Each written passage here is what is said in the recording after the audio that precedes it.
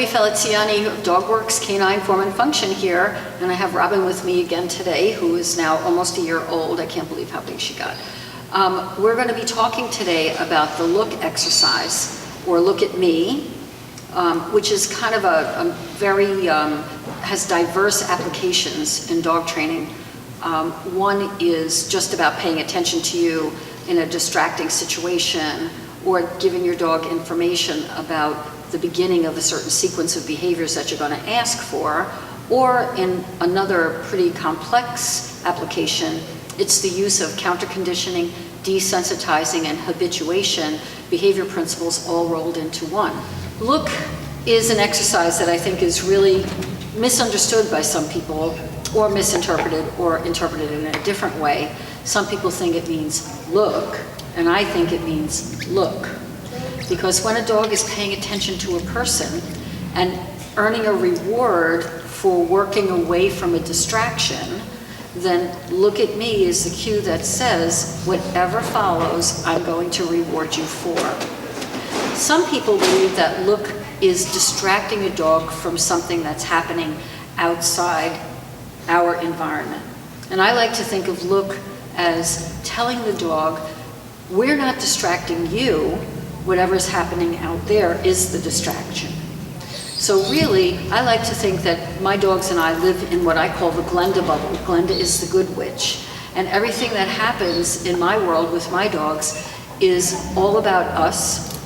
And any distraction, anything that goes on outside of us is really nothing to do with us. So I use the look word to teach my dogs that when something happens outside of our bubble, that they should pay attention here. I also use it as a prelude to a command. So when I'm first teaching a dog about sit or down, especially a baby puppy or an adolescent dog, look is what I would describe as the promise of future reward. And it says to the dog, I'm going to ask you to do one or more things that will yield a reward at the end. Think of the concept in psychology of chaining or back chaining.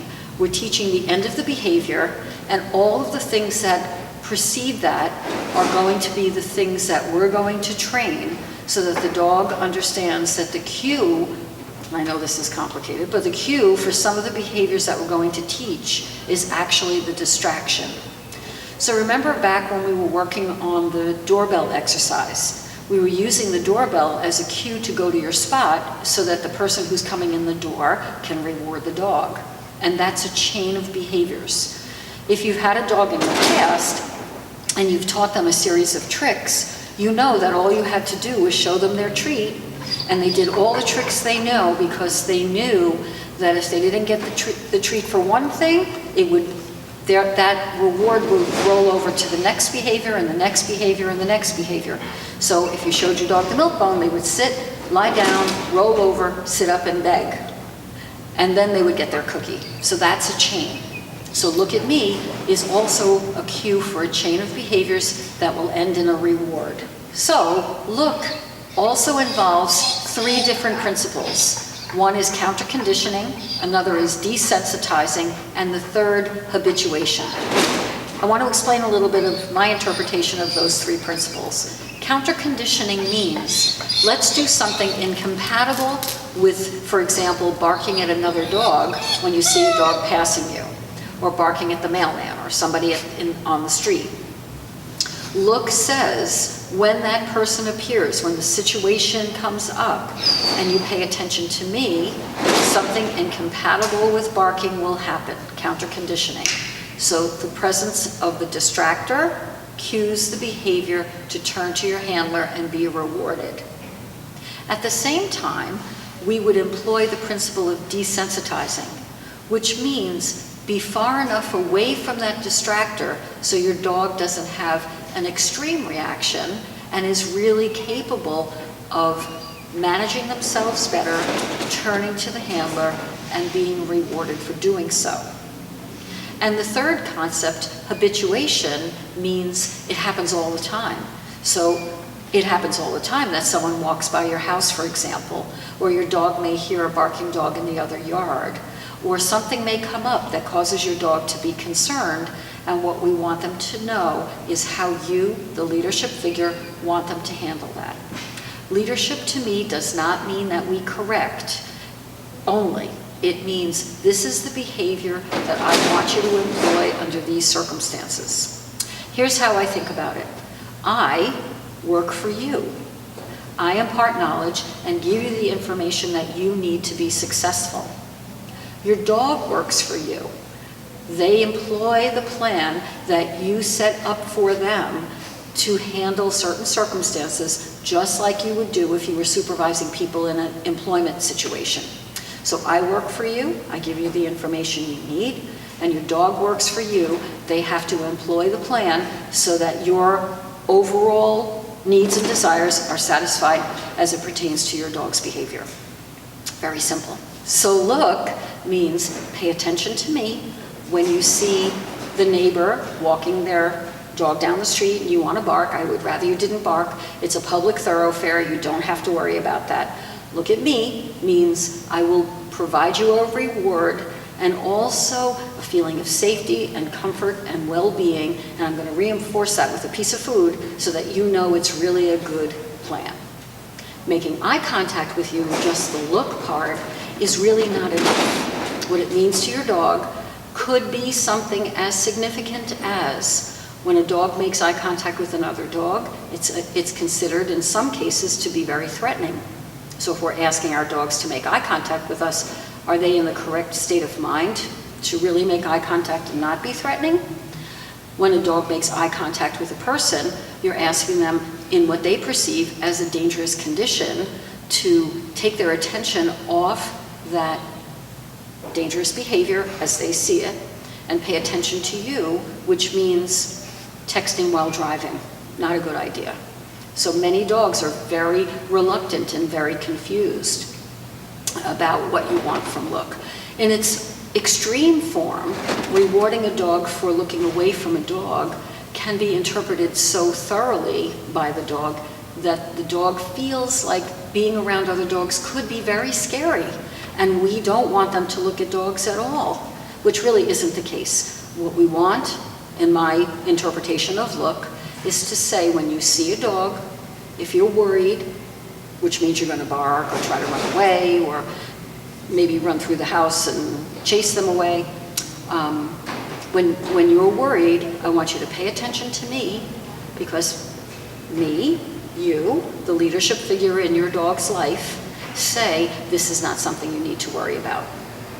So there. So look can be a very multifaceted and have many, many different interpretations. Right now for our puppy training, we think of it as saying, pay attention right now because I'm going to ask you to do something very important to you and to me, and it's going to result in a reward. We thought we would take a moment to share with you the practical part of what look is and how it looks and how you can teach your own dog how to look at you when you talk with them, and show you some things that you can do to help your training along. So the first thing I'm going to do is say to Robin, look at me, and I'm going to give her a piece of food, and I know she's looking at my hand. She's not looking at my eyes, she's looking at food, and that's really what I expected her to do. So look, and she gets a piece of food, and look, and she gets another piece, and look, whoops, could you get that? Good girl, look, it's perfect. So I'm going to tell her, look, and she gets food, and look again, and she gets food. And when you do this with your own dog, expect them to be kind of excited about the piece of food, and maybe they're going to be a little grabby. Although she looks grabby, she never bites down. Look. So I'm giving her a little piece, and look, and I'm giving her a little piece, and look, and I'm giving her a little piece. Now I'm going to ask for a secondary behavior. So I'm going to take this cookie and I'm going to throw it over her shoulder, and I'm going to tell her as I do that, go. And when she goes to get the cookie, as soon as she picks it up, I'm going to say to her, look at me. Wait, be patient. Good girl. So look, and then when you know that behavior is strong, next part, go. Look. So you can see that Robin makes her way right back after I say look. I'm going to do that again. Go. Look. And once more. Go. Look. So here's the concept. In order to come, you must go. So I'm saying to Robin, go. Look. And when I say look, she comes back. I'm going to reward her. And now, toss. Look. And this is how we start teaching come. So now, I'm going to change my words. Watch. Go. Look, Robin, come. Good girl. Very good. I am also going to use my voice. Good girl. Because if I just use food, then I'm not really part of this, am I? So instead of just using food, I'm going to blend my voice in so that this dog understands that the happiness that she hears from me and the happiness she receives from food is going to help her think coming is a happy experience, which is what it should be. Go. Look, Robin, come. Good girl. Now, here's another application. And you're going, before we were talking about chained behaviors.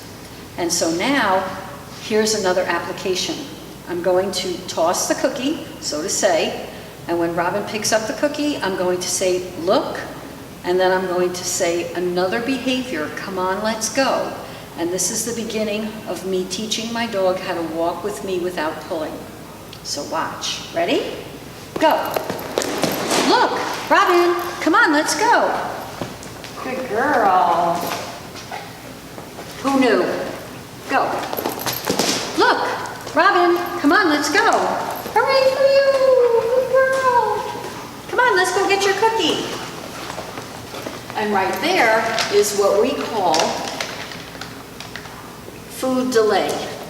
The food delay concept comes from the Choose to Heal method that Dawn Jex in Washington State developed many years ago. Food delay is another important part of teaching a dog how to work away from a food reinforcement as a primary reinforcement within the context of an exercise. On I go. Ready? Go. Robin, look. Come on, let's go. Very nice. What a good girl. Excellent. Come on, let's go. Nice work, miss. Very good. In a sit too. What a good girl. Go.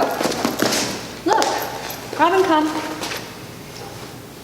So you can play all these food games and these training games with your dogs so that in the real deal, when something comes and you all of a sudden have to throw in that look exercise, the dog knows it means pay attention right now. Go. Look. Good girl. And thanks so much for watching. We really appreciate you being there. I hope you look for us on Facebook, and we have a very new project coming up on YouTube, so look for that too. Hope you have fun training your dog. Bye-bye.